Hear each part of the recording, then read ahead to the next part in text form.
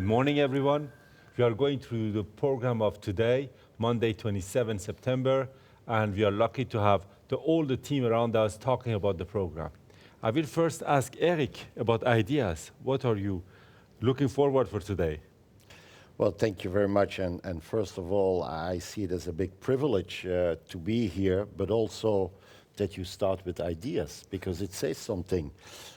Ideas obviously wants to bring an open discussion for and with all involved and interested specialties.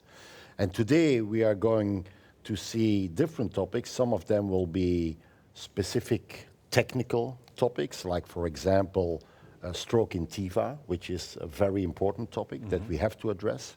We will also have general topics which may interest even more other specialties than the interventional radiologist, that is radiation and FIVA. Absolutely. We should not forget that we are embarking on more and more complex technologies and techniques, which requires longer procedure times, longer radiation times, and we need to continue to focus on radiation protection. And maybe not all specialties are at your level, so to speak, and it's certainly something that we surgeons need to focus on. And then we will go on to, for me, the absolute main topic in endovascular work, that is durability. Okay. There is no doubt that endovascular is there to stay, especially in thoracoabdominal aneurysms, because the alternative open surgery is not for all patients and is such a big undertaking. And fortunately, we have more and more options to treat these patients by endovascular, or these pathologies and anatomies by endovascular means. But we need to achieve a durable job. And that is a very important topic. And finally, and it's obviously always a pity that this is not live, because this has always been my favorite session. That's the worst case in the angio suite, that I've been asked to moderate and to walk in the room with a microphone and ask people whether they wanted or didn't want to answer or to reply. And that is one of the very open, honest, and educative sessions too. And it's good for, so to speak, the normal people, the standard people that are sitting there, to see that we encounter the same problems.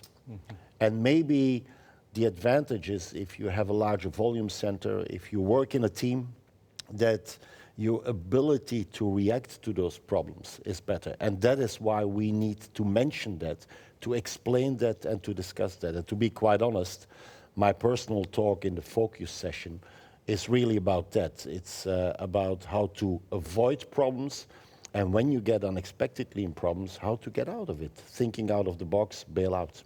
I think the learning value of such a case are great, because successful cases are normal, but unsuccessful cases are so much information to learn. I'm like you, I love to go to the session, and I was always invited in complication to talk, not to moderate. I don't know why, but it was the case.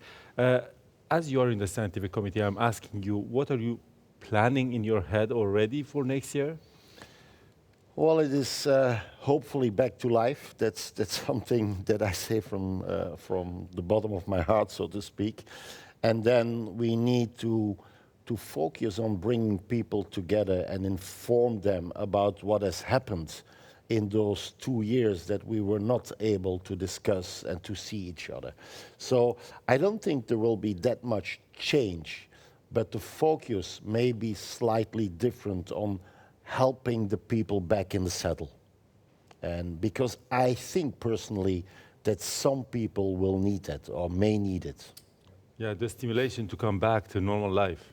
Exactly, Absolutely. but also the people that have been working on an island in their environment, whether it's small or moderate or large volume, they need the feedback, they need the interaction, they need to understand the small technical advancements, and you know, they need to discuss it again. They need to also focus and to get feedback for what they did, the cases they did and want to discuss. Because inside a Congress, there is far more than just the presentations and the Absolutely. discussion. The Absolutely. discussion is an absolute main point, but what we can do in between sessions, at dinners, at social events, you know, these little open discussions, they are beautiful. Yeah, you know, Eric, you are the typical example of good interdisciplinary work together for the interest of the patient. Thank you so much for being with us, Eric. Very grateful, and thank you for having me. Thank you so much. I'm turning to Jerry. Eric was insisting on radio protection too. You know, I think what is your opinion? I think it's essential when you look at. I'm for my sins radiation protection advisor for a couple of the hospitals in which I work, and when you have complex interventions such as FEVARs or the complex branched grafts, the doses are really high, really high. And operators need to be really much more aware of this. And so your personal protection is one thing, but wearing lead for 6 or 7 hours, that's no joke. It's really hard on your neck and your shoulders. So I think we're going to see an increasing focus on more kit being brought in. In other words, I've seen some devices where you almost stand into a lead shield, where there's no weight on your shoulders. I've seen some protection on your head. Eyes, quite a few of my friends in the United States have developed cataracts. I'm quite sure it's from particularly dialysis work. You're very close to the beam. And I think because you can't see it, you just forget about it, you know. And there are times when you're doing a case, you have to be reminded by the radiographer, look, hey, you've hit 25 minutes of fluoro, or you've hit far more than that in some of the long cases. And that's a wake-up call, because it is attritional and it does accrue, and the damage is ongoing. So it's about the patient, obviously, and about yourself, because at the start of your career in interventional, whether it's interventional vascular surgery or cardiology or radiology, you do not think about radiation. You just don't, because you're so excited to be doing the case and to do these amazing interventions that you think, oh, okay, I'll think about that when I'm a bit older. And all of a sudden, it's 20 years later, and then by then the damage already may have happened, you know. And there's quite a bit of research on that now about DNA changes in interventionalists, which is shocking. You know, it's like sun damage plus, you know. So that's one thing that is I think is very important. I think we're going to see an increasing focus on that in the years going forward. And the real-time monitoring of radiation, I think that's important to see you are in the beam. Correct. Because knowing this later, it's not helping us. It doesn't matter. Yeah, no, I think you need. And so at the moment, I'm wearing a badge on my eye and a finger and inside my lead. Yeah. And the thing that is most impressive to me is, and it's a really basic thing, but the radiation dose is a square thing. So for every distance you're closer, you get double. And I found just by moving just a little bit back, you know, you notice there's a discernible difference in your drop, you know, and it's, you know, you think, well, why does it make a difference? Well, it does, you know, and you can bring in your lead panels, and it takes an extra probably 6 or 7 seconds. And, you know, early in my career, I was just like, let me get as close as possible to the groin you're working. And now it's like, well, I could just go back a little bit further. My hands work to find the same distance back, you know. And I think that's worthwhile. I do think that's worthwhile. You know, when you see people hands inside the beam, I'm always shocked. That's something you see regularly. You know. You do. Yeah, Jerry, tell us about the program today. Yeah. So today's program, there's some amazing stuff. Apart from the radiation protection and the aortic sessions, which Eric, my good friend, has talked about, there's one session on acute mesenteric ischemia, which I think looks really, really interesting, and that's on early in the morning.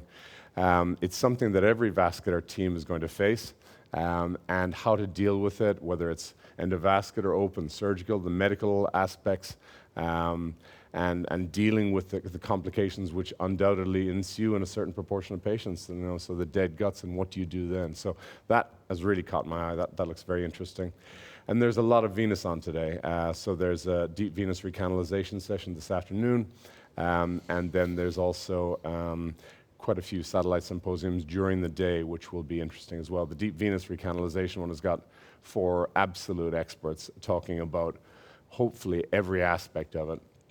And I'm doing a workshop with Karsten Arnoldussen, which is an hour of, I hope, intense start to finish. And Karsten is a good friend and colleague from the Netherlands, and he's just about the best combination of MR venography expert and venous reconstruction expert that is out there. So his MR pictures are extraordinary, and they kind of make you wonder why we're using any other technique. They're so darn good.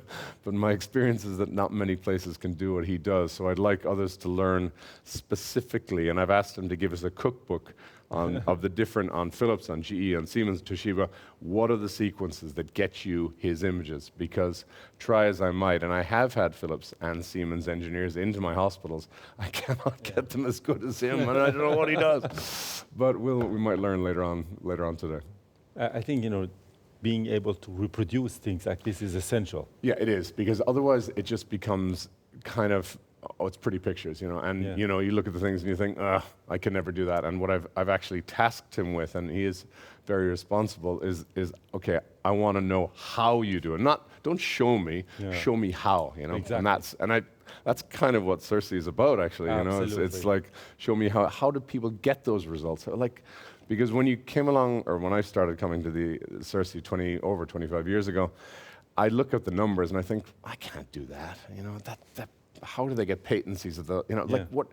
But what I learned is that it's not one thing, it's several little, you add up all these inches to make up a yard, and all of a sudden you're getting better results. And then, like in my own thing, in venous recanalization, I used to get an awful lot of acute rethrombosis.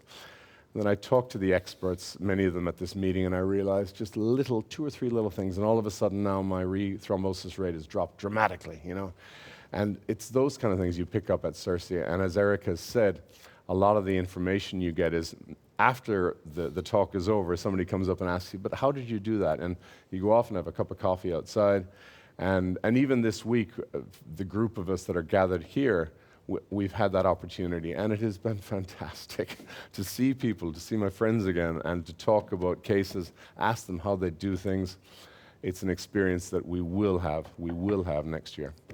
I'm really looking forward to this. I think the interactivity is essential. That's why, we are encouraging people to ask questions and to be interactive. Yeah, and there are, and it does work. Like, the questions come in and they do get answered, because on yesterday's program it was really evident, and the questions are very accurate, and they're hopefully accurately answered.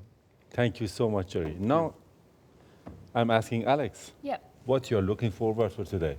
There are lots of great things on the program again today.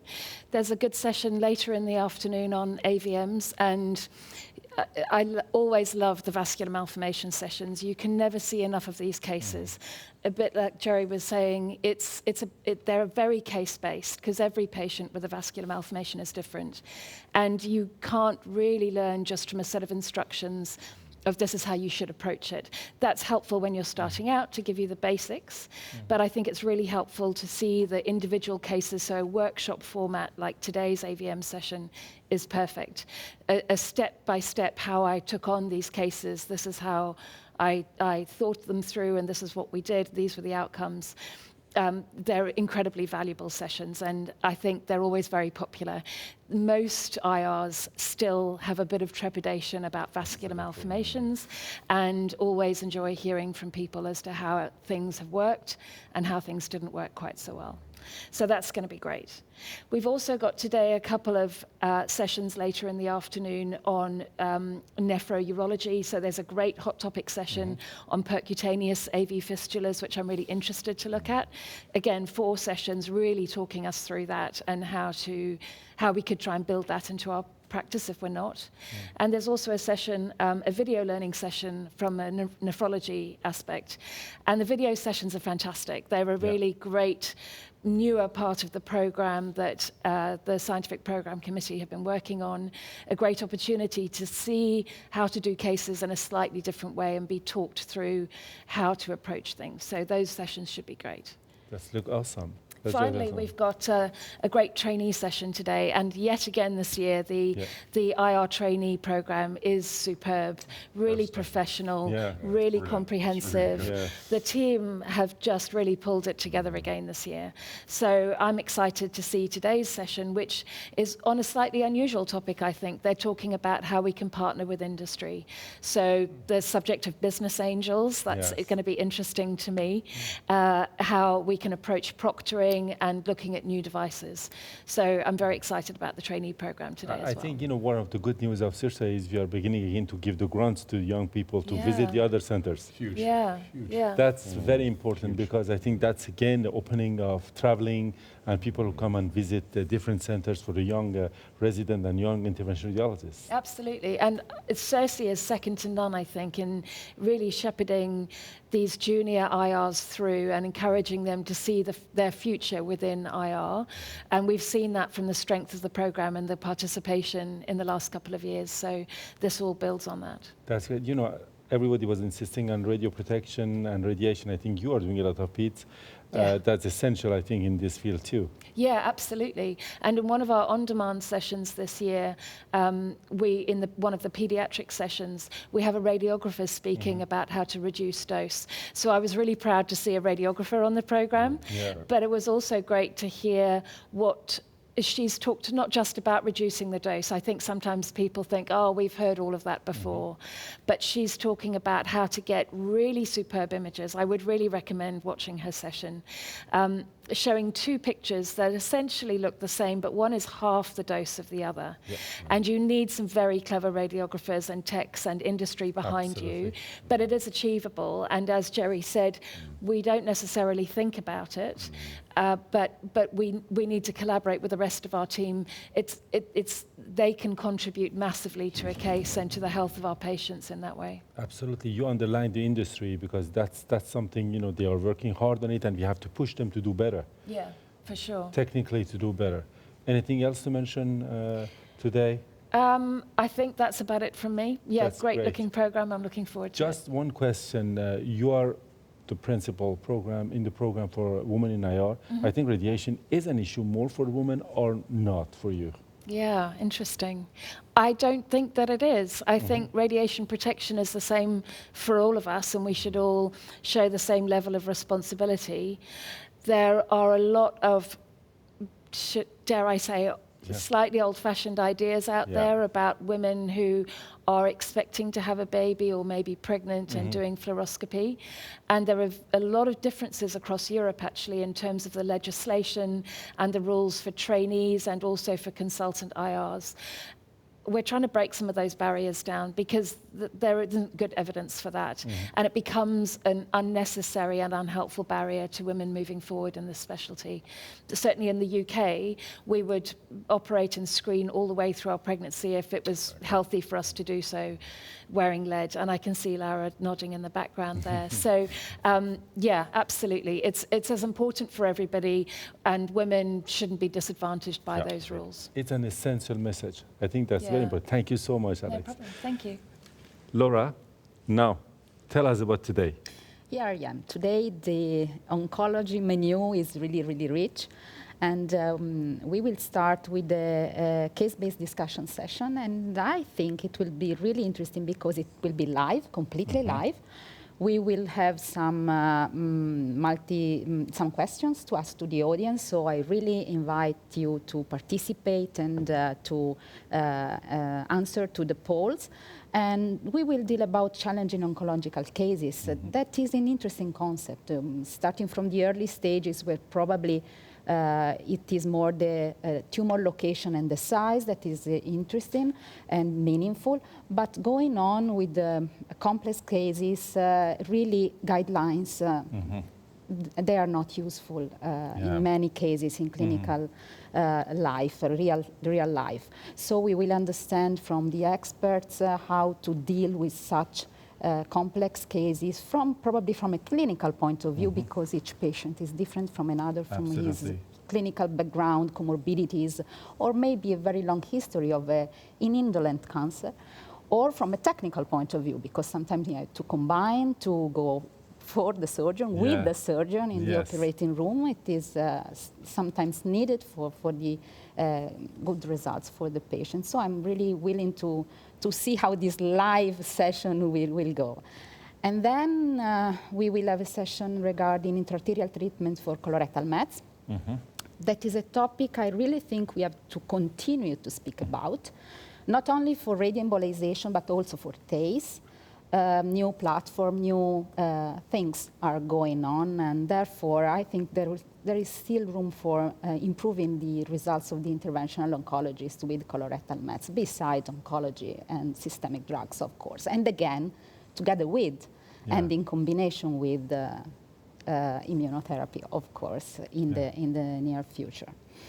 Another topic that is of growing interest, and this is mainly a liver menu today, is ICC, intrahepatic cholangiocarcinoma. The number of patients with this cancer is increasing, and we find them sometimes very small and sometimes very large. And my feeling is that they're not intermediate stage, in this case. So there is ablation on one side, there are all the intraarterial treatments, combination treatments. In the future, maybe transplantation. And again, when we speak about transplantation, the role of interventional radiologists may really be of interest in selecting those patients that have a favorable biology of the tumor. So again, I'm looking forward also to this. And there is another one. You know, my favorite one, I think it is the favorite too, the Meet the PI. Yes. As we told yesterday, this is inspiring. And we have to understand what is going on and take some ideas to go and propose ourselves. That's great. I wanted just to bring you ideas. And again, as we just talked with Eric and everybody, interdisciplinary work together, oncology, surgery, for the interest of the patient. I think that's important, and you underlined it very nicely. Yes, I think, and there is also, as you touched this interesting topic, there is also a session regarding priming the liver for surgery that I think it's another important topic and really a mean of cooperation with the surgeon. And really, it is nowadays unbelievable that some surgeons are going to operate a liver and producing a liver failure when we can really avoid this. Absolutely. I think, we should think for the interest of the patient, put the best people around the patient. That's the point. That's what we are all working on it. And thank you very much. Thank you. You're welcome. I'm coming to conclude, and we should not forget a few sessions. We are lucky to meet today the Korean Society of Interventional Radiology, and I'm honored to be the moderator of this session. It's very important for CIRSE to meet the other society and to be open to everyone. We are very lucky to have our colleagues with us today. Something you should not forget, go and visit our industry platform, ask questions, be interactive, and don't forget the posters. We have great posters online. You have to go through and visit. And what we are asking you is be interactive, take the opportunity to ask questions. Thank you very much.